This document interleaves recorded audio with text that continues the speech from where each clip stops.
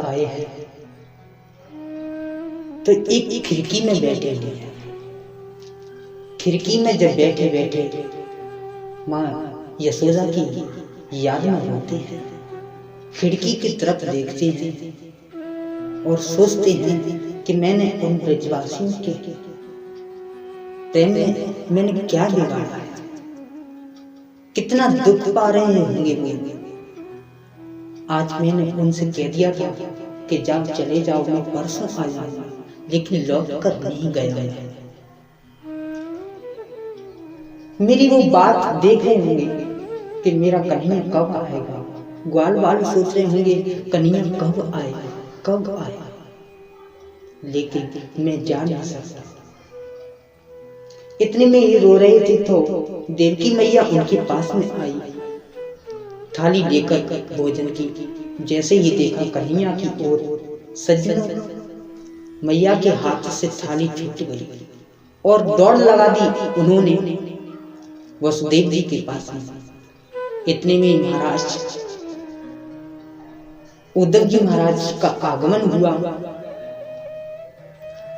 कृष्ण की तरफ देखते हैं और सोचते हैं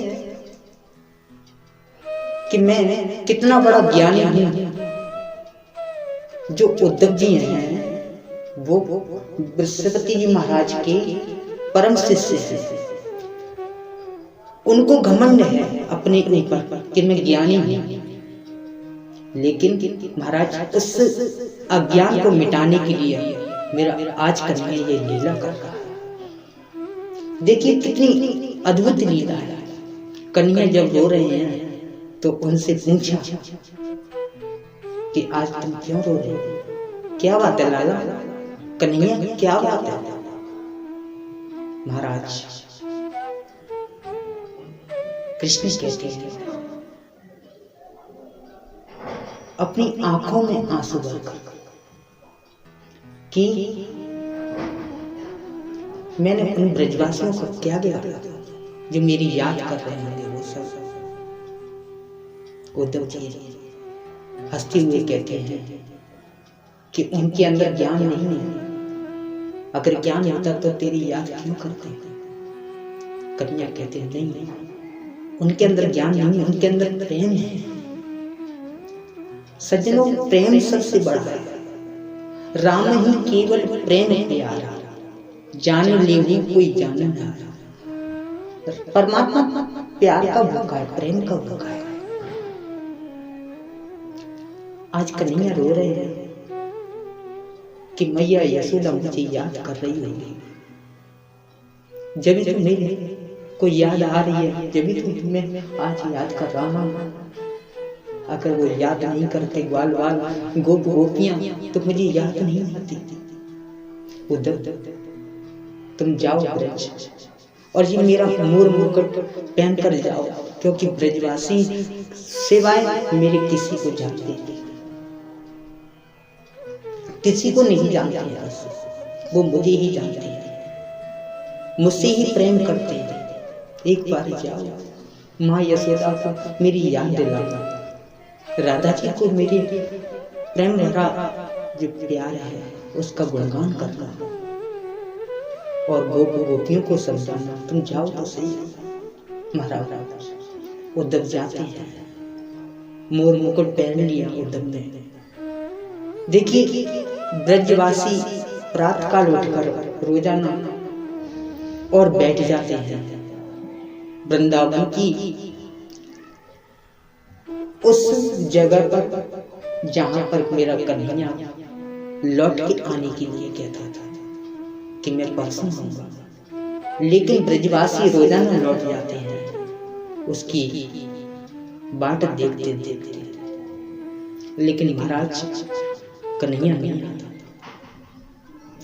सज्जनों आज जैसे ही रथ को देखा उन ब्रजवासियों ने तो महाराज दौड़ लगाने लगे ब्रजवासी कि मेरा कन्हैया आ गया, मेरा कन्हैया आ गया। देखो श्री दामा जो था ना वो तो महाराज कहने लगा कि मैं नहीं जाऊंगा। उसने परसों की बोला था लेकिन वो लौट के नहीं आया। मधुमंगल बोलने लगा ऐसा, तो झाड़ियों में दबक गया। बोलेगा कन्हैया मेरी माफी मांगेगा, मुझसे जल जाऊंगा, लेकिन उसने सबसे पहले दौड़ लगा दी। किसी ने पूछा तुमने क्यों दौड़ लगाई, तुम तो कह रहे थे कि कन्हैया मेरे पैर छुएगा, मुझसे माफी मांगेगा, जल जाऊंगा। अरे वो बात की बात है, पहले मुझे कन्हैया से तो मिलने दे, इतने दिन हो गए, आज आया। जैसे ही महाराज उस रथ को देखा तो उसमें कन्हैया नहीं, बृहस्पति का परम शिष्य उद्धव जी था। उसने कहा कि मुझे यशोदा मैया का द्वार बता दीजिए। ब्रजवासी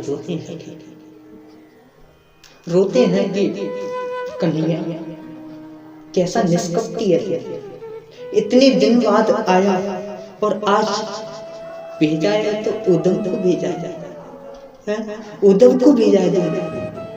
अरे लाला ऐसी हमसे क्या गलती है गई थी जो हमें छोड़ करके चलता गया। उद्धव कहता था भैया रो मत, मुझे ये बता दीजिए कि यशोदा मैया कहाँ पर है।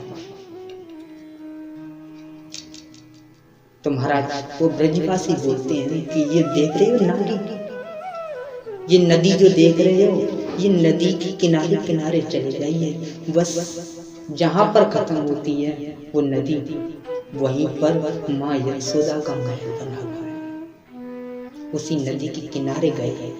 वो नदी कोई और नहीं है, माँ यशोदा की आंखों में से निकलती हुई प्रभावित आंसू है। जैसे उद्धव जी गए महाराज,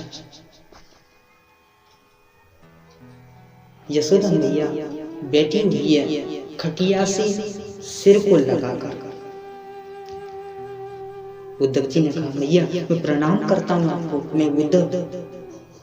इतने में यशोदा मैया एकदम जोर से बोली चुप चुप चुप चुप, तुम्हें पता नहीं है मेरा कन्हैया सो रहा है, जाग जाएगा।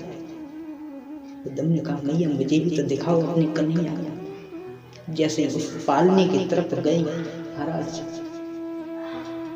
तो उस पालने की तरफ देखा, मैया का एकदम ध्यान भंग हुआ। अरे मुझसे गलती हो गई, मुझे कन्हैया मेरा तो छोड़कर जाने कितने दिन का गया, मैं तो पागल हो गई। उद्धव मैया के प्यार को देखकर, प्रेम को देखकर उद्धव की आंखों में से अश्रु की धार आ गई कि कैसा प्रेम है।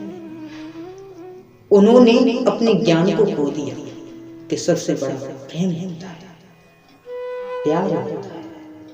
प्रेम जब अनंत हो गया, रोम रोम संत हो गया।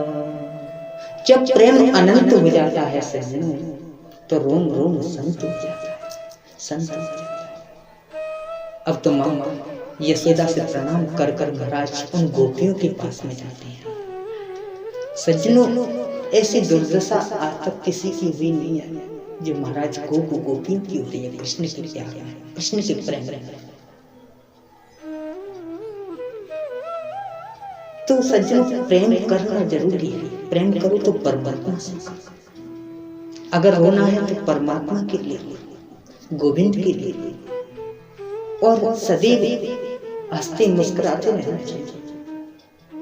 यही तो प्रेम है, यही तो करुणा है।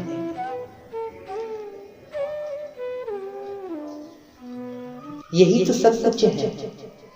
महाराज युद्ध की राधा रानी के पास में जाते हैं, उनको प्रणाम करते